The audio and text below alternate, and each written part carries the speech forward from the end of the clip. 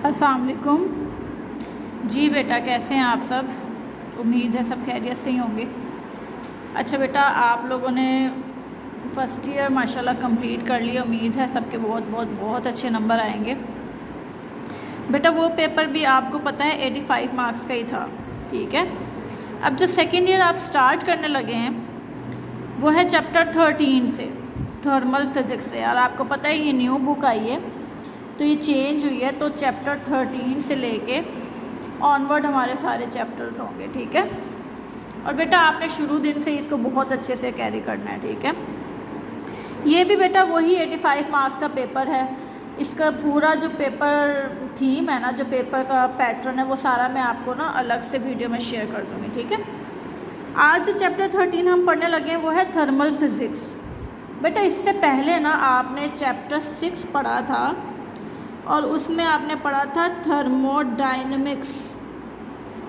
याद है सबको?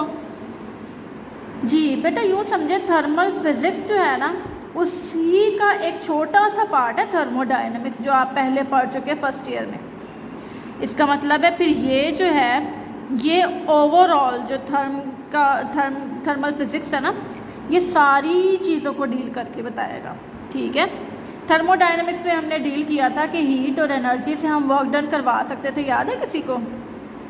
फिर आपने फर्स्ट लॉ ऑफ थर्मोडायनेमिक्स पढ़ा, सेकंड लॉ ऑफ थर्मोडायनेमिक्स पढ़ा, सब कुछ है ना।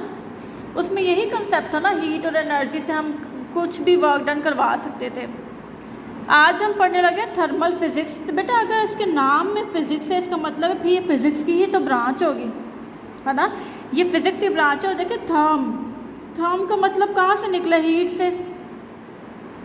से ही निकला ना, हीट से, एनर्जी से, इसी से निकला।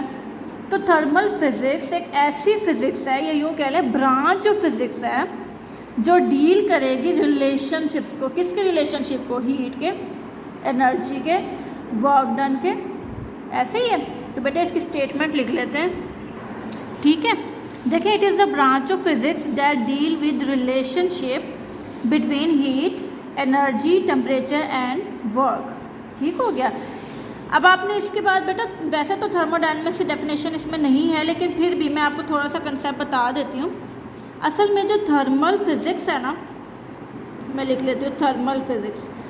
बेटा इसमें ना आप मैक्रोस्कोपिक लेवल की चीज़ें या माइक्रोस्कोपिक, एक मैं लिख लूँ मैक्रोस्कोपिक या हो माइक्रोस्कोपिक, आप दोनों लेवल्स को डिस्कस कर सकते हैं। लेकिन थर्मोडायनेमिक्स में क्या था बेटा? उसमें आपने सिर्फ थर्मोडायनेमिक्स, उसमें आपने सिर्फ माइक्रोस्कोपिक लेवल को ही डिस्कस किया था। ये इसका मेन डिफरेंस है, ठीक हो गया। अच्छा बेटा, इसके बाद जो हमारे पास स्टेटमेंट आती है ना, वो आती है सिस्टम की, ठीक है। हमारे पास सिस्टम क्या है असल में बेटा, ये तो आप भी मुझे बता सकते हैं। देखिए सिस्टम होता क्या है। सपोज़ कर लें ये मेरे पास एक बीकर है ना, लिड उसके ऊपर हमने अप्लाई की हुई है और अंदर गैस मॉलिक्यूल फिल्ड है। आपको पता है ये अंदर कुलयन करेंगे बेटा, अंदर ही कुछ भी करे, इनकी रैंडम मोशन है, इरेगुलर मोशन है, कुलयन हो रही है, नहीं हो रही, कुछ भी हो, अंदर जो कुछ भी अंदर हो रहा है ना, उससे आप क्या बोलते हैं? ये एक क्या है? सिस्टम है। तो फिर बेटा बाहर सराउंडिंग में, तो बाहर कुछ भी हो रहा हो उससे आपने बोलना है सराउंडिंग, और अंदर कुछ भी हो रहा हो आपने उसको बोलना है सिस्टम, ठीक है। ये एक पार्ट ही है, एक तरह का यूनिवर्स का एक पार्ट है। एक सिस्टम जो है एक पार्ट ही है ना यूनिवर्स का।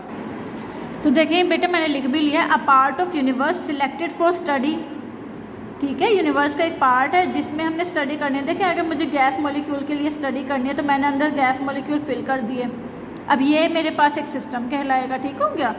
और सराउंडिंग क्या बोलते हैं? एनीथिंग आउटसाइड द सिस्टम, इस सिस्टम के बाहर कुछ भी है उसी को आपने क्या बोलना है? सराउंडिंग, ठीक हो गया। बेटा आगे सिस्टम के दो टाइप्स हैं, ठीक है। कौन कौन सी टाइप्स हैं हम लिख लेते हैं, टाइप्स ऑफ सिस्टम। बेटा दो टाइप है, पहली है मैक्रोस्कोपिक सिस्टम और दूसरी है बेटा microscopic system.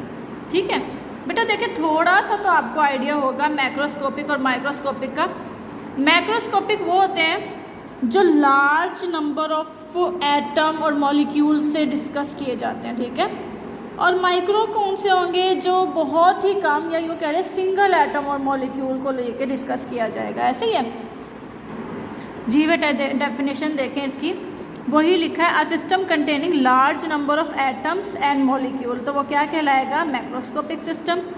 A system containing single atom और मॉलिक्यूल, या तो एक एटम हो या एक मॉलिक्यूल हो, उस पर जो डिस्कशन होगी वो क्या कहलाएगी, माइक्रोस्कोपिक सिस्टम। ठीक है बेटा, दोनों की एग्जांपल भी चेक कर लेते हैं। देखिए लार्ज नंबर है ना, large number of atom of molecule, उस हिसाब से एग्जांपल देखें।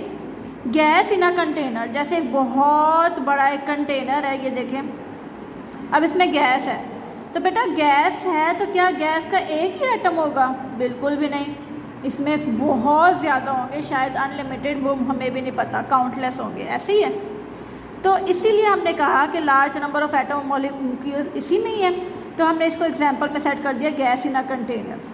सेम इसी तरह से वाटर इन अ बॉटल, कोई एक कतरा थोड़ी होगा बॉटल में, पानी है तो पानी बहुत ज़्यादा होगा।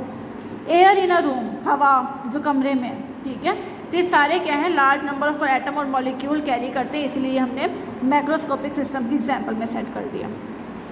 जबकि माइक्रोस्कोपिक में देखिए सिर्फ एक एग्जांपल है, और उसमें भी हमने क्या लिखा है, motion of a single gas molecule. ठीक है, सिंगल सिर्फ मॉलिक्यूल होगा तो वही एग्जांपल हमारे पास क्या बन जाएगी, माइक्रोस्कोपिक सिस्टम की।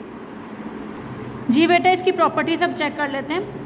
देखिए मैक्रोस्कोपिक में, और it has measurable properties like volume, pressure और टेम्परेचर।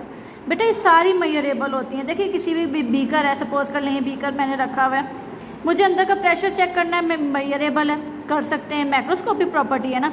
मुझे टेम्परेचर देना है, मैं मेजर कर सकती हूँ, मैंने कितना टेम्परेचर देना है, अंदर का वॉल्यूम कितना सेट करना, बेटा ये सारी मेजरेबल है, तो इन्हीं को हम क्या बोलते हैं, ये मैक्रोस्कोपिक सिस्टम है। और यही प्रॉपर्टीज़ क्या कहलाती हैं, थर्मल प्रॉपर्टीज़। ठीक हो गया। जबकि माइक्रोस्कोपिक में देखें, इसके पास जो प्रॉपर्टीज़ है वो है काइनेटिक एनर्जी और मोमेंटम।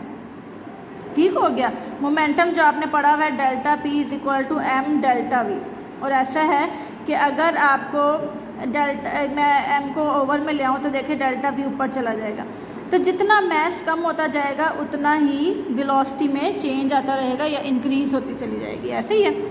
लेकिन बेटा ये जो प्रॉपर्टीज़ है ना, ये ईजीली यूँ कह लें, ये can not be observed directly, ये आसानी से मेजरेबल नहीं है। इसके लिए हमें क्या करना पड़ता है, बहुत ज़्यादा थ्योरीज और मॉडल्स का इस्तेमाल करना पड़ता है। ठीक है, इसके बाद है बेटा एप्लीकेशन ऑफ थर्मल फिजिक्स, यानी ये अप्लाई कहाँ कहाँ होती है, तो बेटा एयर कंडीशनर में। ठीक है बेटा, थर्मल प्रॉपर्टीज़ है ना, तो आपको पता है, देखिए एयर कंडीशनर अगर आपको सामने से ठंडी हवा देता है, लेकिन इसका आउटडोर क्या करता है, वो उतनी ही गर्म हवाएं रिलीज़ करता है। ठीक है, तो थर्मल प्रॉपर्टीज़ में एप्लीकेबल है। ठीक है, ऑटोमोबाइल इंजन है, कोई भी इंजन है, वो वर्क करता है तो आपको पता है हीटअप होता है, टरबाइन है, पंप है, प्रोडक्शन ऑफ फूड है, पावर प्लांट है, तो ये सारी क्या है, ये थर्मल फिजिक्स की एप्लीकेशन है।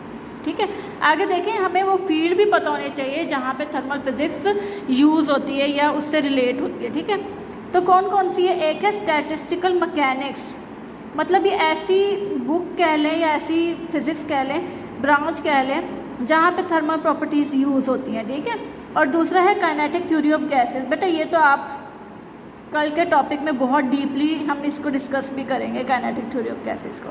ठीक है बेटा, अब ये टॉपिक आपने बहुत अच्छे से नोट भी कर लेते हैं, क्योंकि आपके पास अभी तो बुक्स नहीं होंगी।